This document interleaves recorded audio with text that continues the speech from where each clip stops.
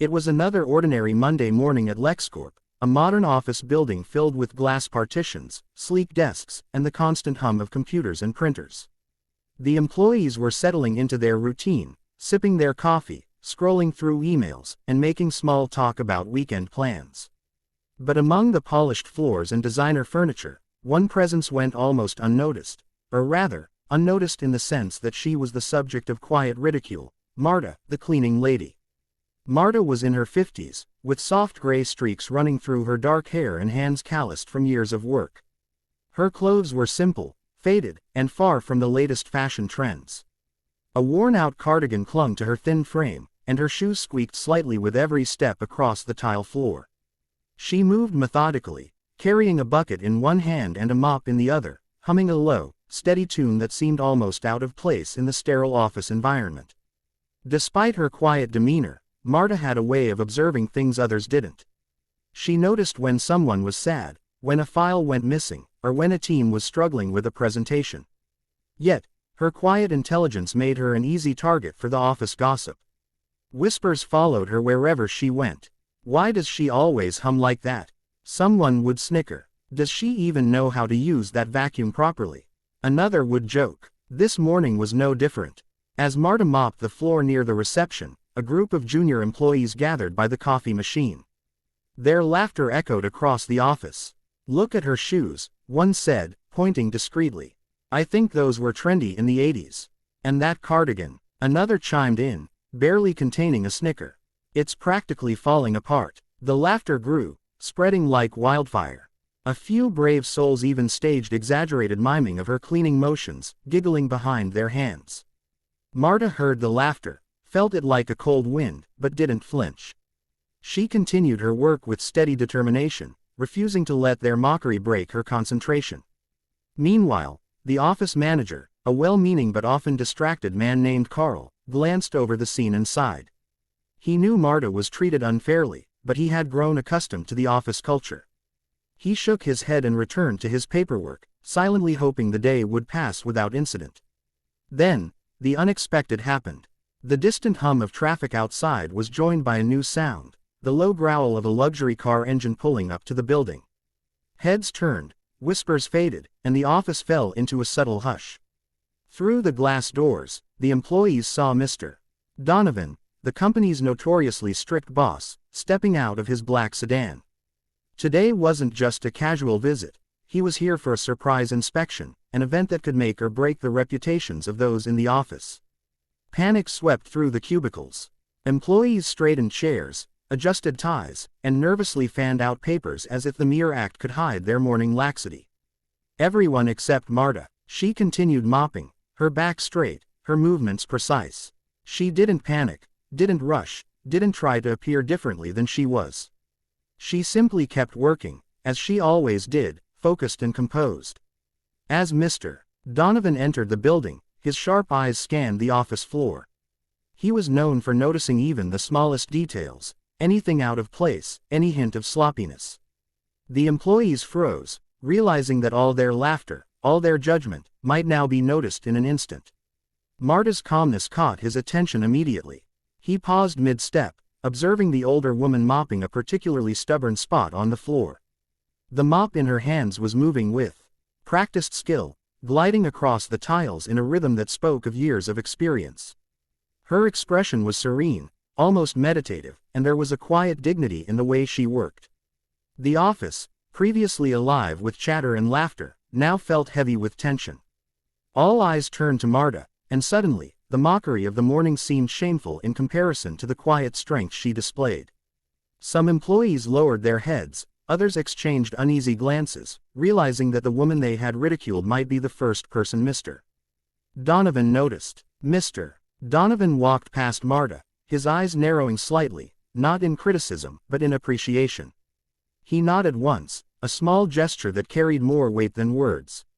Marta looked up briefly, her eyes meeting his, and gave a respectful nod in return. In that moment, the dynamic in the office shifted.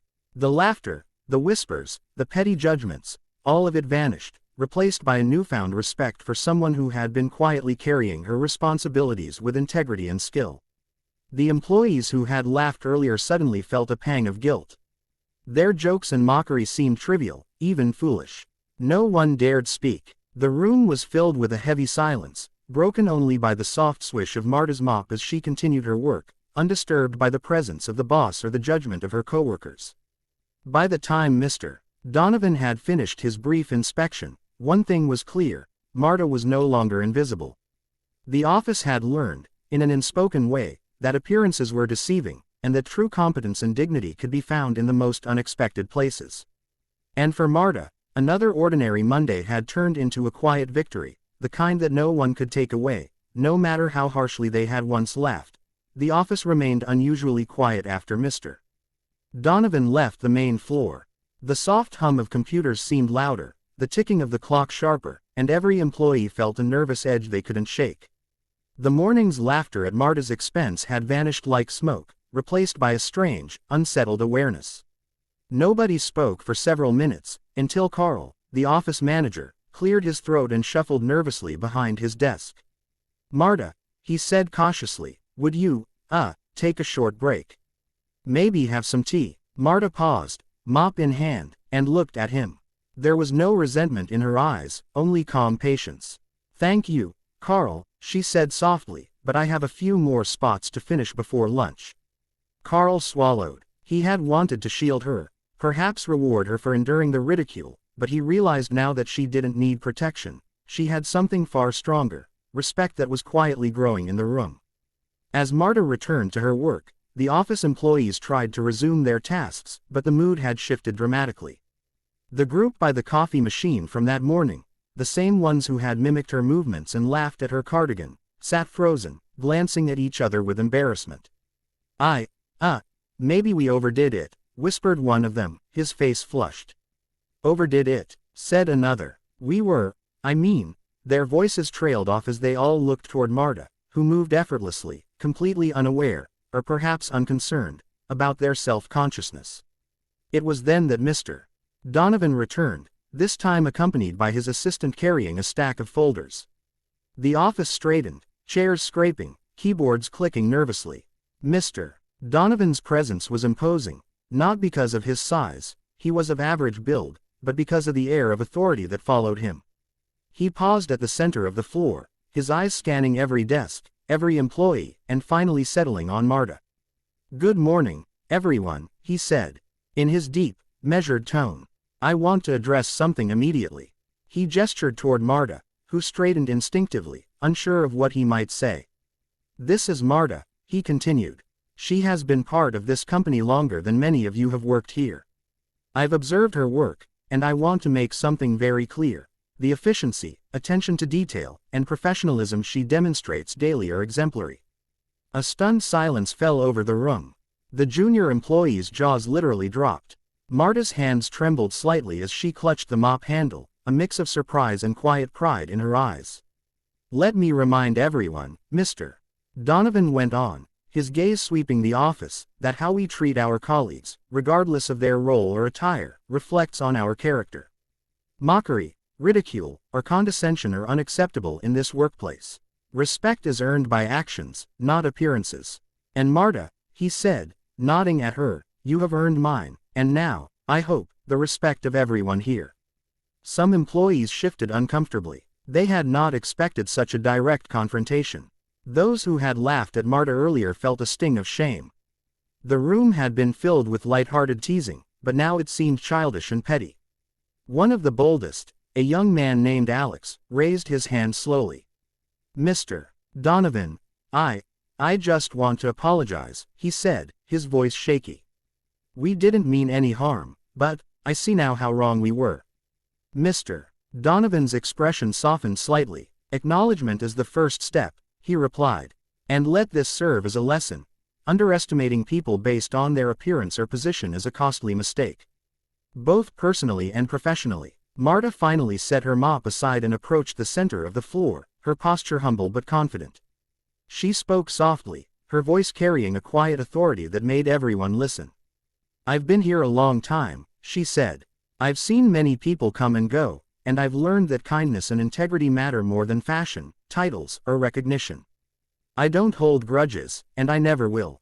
But I hope that from now on, we all remember that dignity is not about what we wear, it's about how we treat others." The words resonated through the office. Heads nodded, faces softened, and a sense of humility filled the room. The employees, who had only seen Marta as a background figure, suddenly realized they had overlooked the quiet strength that had always been there. Carl, the office manager, cleared his throat again, this time with a sense of admiration. "Marta," he said, "would you consider helping us train the new employees? Your approach, your dedication, it's a standard worth sharing." Marta smiled gently, a rare warmth lighting her features. "I would be honored," she said. The office seemed to exhale collectively. The laughter, the mockery, the petty distractions, they all felt like distant memories. What remained was respect, admiration, and a newfound awareness of how quickly people can be misjudged. As Mr. Donovan left, he gave one last glance at Marta and nodded approvingly. "Remember this day," he said, "and remember the lesson it taught us all."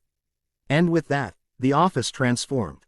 The energy shifted from arrogance and mockery to respect and collaboration. Employees who had once ignored Marta now sought her advice. Those who had mocked her before now quietly acknowledged her wisdom. It was more than a change in perception. It was the beginning of a cultural shift, all initiated by the quiet dignity of a woman in shabby clothes who simply did her work with integrity. The days following Mr. Donovan's visit passed with an unusual energy in the office. The once bustling chatter of gossip had been replaced by a quiet attentiveness. Employees moved with more awareness, conversations were filled with respect, and the memory of the laughter that had once targeted Marta lingered like a distant, uncomfortable echo. Yet for Marta, nothing had changed in her routine. She still arrived early, her mop and bucket in hand, and carried out her duties with the same precision and care as always. But today was different. A message from Mr. Donovan's assistant arrived in the morning. He wanted to speak with Marta in the conference room at 11. The simple note was enough to stir whispers across the office. Every employee, from the interns to department heads, paused in their work, exchanging looks of curiosity. Marta, however, remained calm. She didn't hurry, didn't fidget, and didn't speak about it. She simply continued her work, folding chairs, wiping tables, and moving through the office with quiet dignity. By 10:55, the conference room doors opened. Marta entered to find Mr. Donovan standing near the large mahogany table, his hands clasped behind his back. There was a sense of gravity in the room, yet not a threatening one. It was the weight of respect and recognition. "Marta," he began, his voice steady, "I wanted to speak with you personally. What I saw during my visit has stayed with me. Your professionalism, your dedication, and your quiet leadership are remarkable." Marta's lips pressed together in a polite, modest smile. "Thank you, sir. I just try to do my job well," she said softly. Mr. Donovan nodded. "That's exactly the point. Too often, people judge others by appearances, by attire, by first impressions, rather than observing the substance of their character. You've shown us all that integrity and diligence matter far more than any superficial factor." Marta listened, absorbing his words with her usual humility. But Mr. Donovan wasn't finished. He paused, then continued in a tone that made Marta straighten in surprise. "Marta, I want to offer you a permanent position as head of office operations. This position will not only oversee cleaning and maintenance but also mentoring, organizing, and improving workplace efficiency across departments. You will report directly to me." The room seemed to hold its breath. Marta blinked, a rush of emotions crossing her face. Surprise, disbelief, joy, and a quiet pride she had never allowed herself to display publicly. She opened her mouth to speak, but no words came immediately.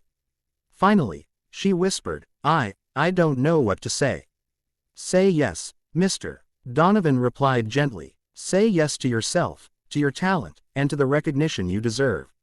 Back in the office, employees were slowly gathering around the conference room doors, drawn by hushed conversations and the unmistakable energy of something extraordinary unfolding. Whispers passed through the cubicles. "Is Marta getting a promotion?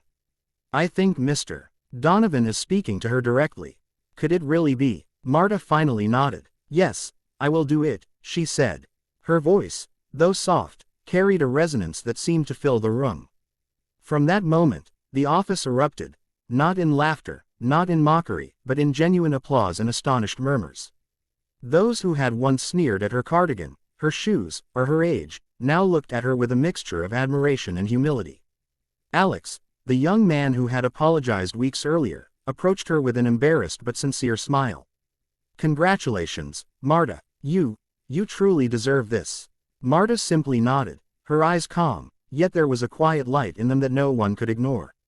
She had never sought recognition, never demanded praise, yet here it was, validation not just from her boss, but from the very people who had doubted her. The story didn't end with the promotion. Marta's new role brought changes to the office culture. Departments began collaborating more efficiently, employees were encouraged to support each other, and the petty rivalries that had once dominated the workplace gradually faded. Marta's leadership style, gentle, observant, and fair, created an atmosphere of mutual respect. Meetings that had once been tense were now productive, casual conversations became opportunities to share ideas rather than gossip. Even her former critics changed. Those who had mocked her attire and demeanor learned to appreciate her insight. They sought her advice on organizing schedules, improving office systems, and even mediating conflicts. Marta had become more than a cleaning lady, she was a mentor, a respected colleague, and a symbol of the office's transformation. One afternoon, weeks after the promotion, Marta walked through the office carrying her mop, just as she always had. But now, instead of whispers and laughter, people stopped to smile, nod, or wave. Her presence commanded respect, not through authority, but through the quiet strength she had always carried. And as she passed by the now spotless floors and organized desks, she allowed herself a small, private smile. For years, she had done her job diligently, often unnoticed and undervalued. Today, she realized, recognition wasn't about proving others wrong, it was about living with integrity, patience, and perseverance. In the end, Marta's story became a lesson that rippled through the office. True worth isn't measured by appearance or role, but by character, dedication, and the courage to remain steadfast in the face of ridicule. The woman who had once been laughed at in shabby clothes had, with quiet determination, transformed not only her own life but the lives of everyone around her. As the sun set behind the glass windows of the office building, Marta looked out at the city skyline, her mop resting against the wall. A soft hum escaped her lips, not a tune of sadness, but one of satisfaction and quiet triumph. She had done her work, remained true to herself, and changed the hearts of those who had once mocked her. And that, she knew, was worth more than any applause or recognition ever could be.